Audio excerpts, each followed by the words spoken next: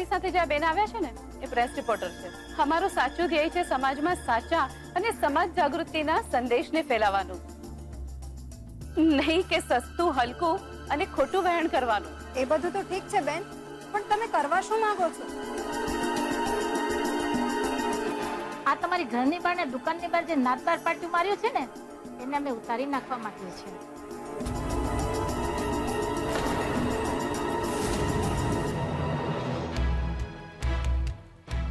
વાહ, પાછા પ્રેસ વાળા આવ્યા છે. લાગે છે મજા આવશે. તું તારે પિક્ચર જોયા રાખ ને શાંતિથી. જો જો જો પિંજલડીના મોઢાનો રંગ જો કેવો ઉડી ગયો છે. ના ના, એવું નહીં કરતા પ્લીઝ. આ પાટિયું અમારા ભીમજી અદાએ લગાવ્યું છે. અમને ખબર છે, અમે બધી જ પૂછપરછ કરી છે. અમે દ્રઢપણે માનીએ છીએ કે આવા પાટિયા સમાજના હલકા અને સંકુચિત વિચારસરણીનું જ પ્રતિબિંબ છે અને હવે સમય આવી ગયો છે કે આવા વિચારોને જડમૂળથી સમાજથી ઉખેડી નાખવો જોઈએ. બોલો, આવી મોટી સમાજ સુધારવા વાળી એને હજી ખબર નથી લાગતી કે ભીમજી અદા આવી ગયા છે. અરે એક લાકડી ઉગામશે ને તો તારી આખી સમિતિ જડ મૂળ હાથ ઉખડી જાય. જુઓ, તમારી ભાવનાને માટે આભાર,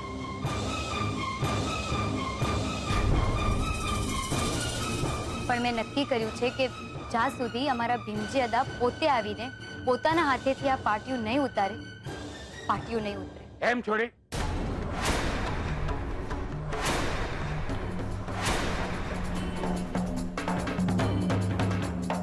તો તને એટલો વિશ્વાસ છે કે તું નાતની માફી નહીં માગે તો પણ આ ભીમજી હતો આ પાટિયું ઉતારશે, અને એ પણ પોતાના હાથે?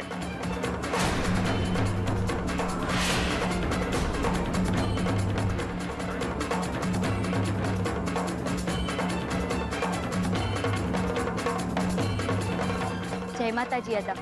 જય માતાજી છોડી. તે મારા સવાલનો જવાબ નહીં આપ્યો. તને શું લાગે છે આ ભીમજી અદાએ પંચને હાજરાજુર માનીને જે ઘરને નાતની બહાર મૂકેલી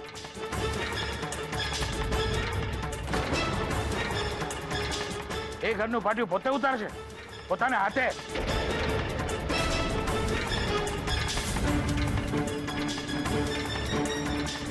તો તારી વાત સાચી છે છોકરી.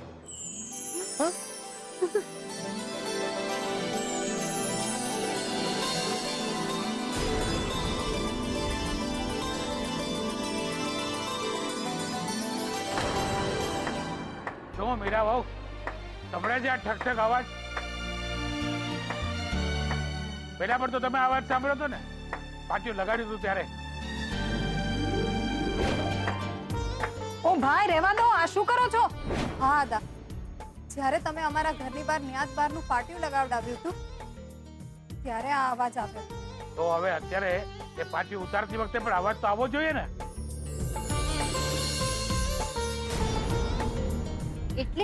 એટલે એમ છોડી કે આ લાખ રૂપિયાનું ઇનામ જીતી બતાવું એ કઈ નાની સૂની વાત નથી. અને તારી આ મહેનતે નાતને પોતાનો નિર્ણય અને વિચારો બદલવા માટે મજબૂર કરી નાખી છે છોડી. હું ભીમજી અદા આજે નાતને હાજરાજુર માનીને જે મોહન ભટ્ટના પરિવારને નાતની બહાર મૂક્યો હતો એને પાછો નાતમાં લેવાનો એલાન કરું છું.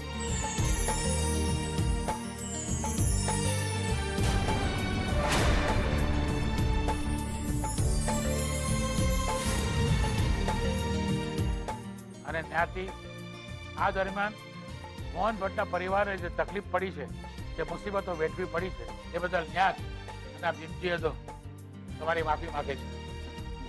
નહીં નહીં અદા, તમારે માફી નહીં. બા, તમે કયું પિક્ચર જોવા લઈ આવ્યો છો મને? સાચું કહી રહ્યો છો ભવન. માત્ર માફી નહીં, મારે તો કાન પકડવા જોઈએ, કાન.